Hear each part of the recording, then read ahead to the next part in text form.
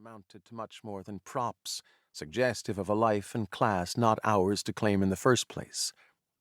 Some of it may even have been borrowed from its original owners by the givers, though I could not know that then. Standing amid what was left of all that, I realized it no longer mattered. Yet what weighed on me as I surveyed the scene was a sense of greater inevitability, as if the fire were a natural progression in a chain of disasters that occurred during a year of my life that stretched and compressed like a bellows, culminating in December 1975, with our house ablaze. So odd would these events seem in the retelling that I seldom mentioned them. In truth, I had begun to take for granted that a house that burns in the middle of a winter night was the sort of thing that happened to us. The cause was straightforward. An ice storm striking the East Coast had taken out electricity in a string of bay towns along the north shore of Long Island. Manhattan, where I lived, had been unaffected. Sometime during the night, power had flashed on and then abruptly gone dead, the surge strong enough to short old wires in a wall as they began to smolder and burn to set the house alight.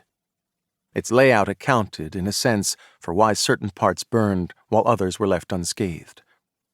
A low, rambling structure built in the 1920s as the gardener's cottage of a Gold Coast estate, the house had gradually expanded and been added to through the decades until it spread across 3 levels, a shingled up-and-down place, with additions that eventually stretched it to 18 rooms.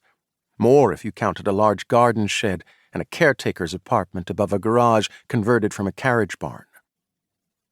On the train from the city, and then in a cab from the station, I had already begun to feel as if made of lead.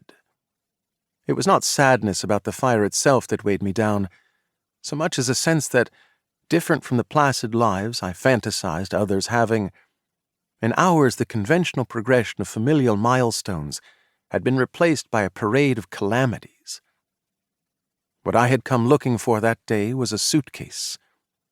Pebbled caramel leather with a rigid frame, saddle-stitched handles, and stiff leather bumpers at the corners, it had accompanied my mother for a brief stint at college, and when that dream was shelved in favor of marriage and motherhood, repurposed as photograph storage. Even the empty thing weighed a ton, and from its heft alone you could infer the existence of a world in which red caps, bellmen, and porters were always on hand to carry your stuff. Over a succession of weekends I had come looking for the case, trudging through the snow, and then up the long driveway to what had been our red-painted door. My feet numbed quickly, and immediately upon entry, the acrid smoke smell caught in my nostrils. Ash stuck to the bottoms of my rubber-soled duck boots, and frozen vertical ridges formed in the seams of my jeans. While my sense of what the suitcase held was blurry, I recalled clearly a black-and-white snapshot of my mother carrying that very same suitcase to her all-girls Franciscan college in Joliet, Illinois. First, in a graduated lineup of bright young women posed for a campus photographer, each with a valise at her feet, she was exceptionally and brightly pretty, and more full-cheeked than she would ever again permit herself to be. In the style of a period when young women could not put girlhood behind them fast enough, she looked 40 at 18. They all did.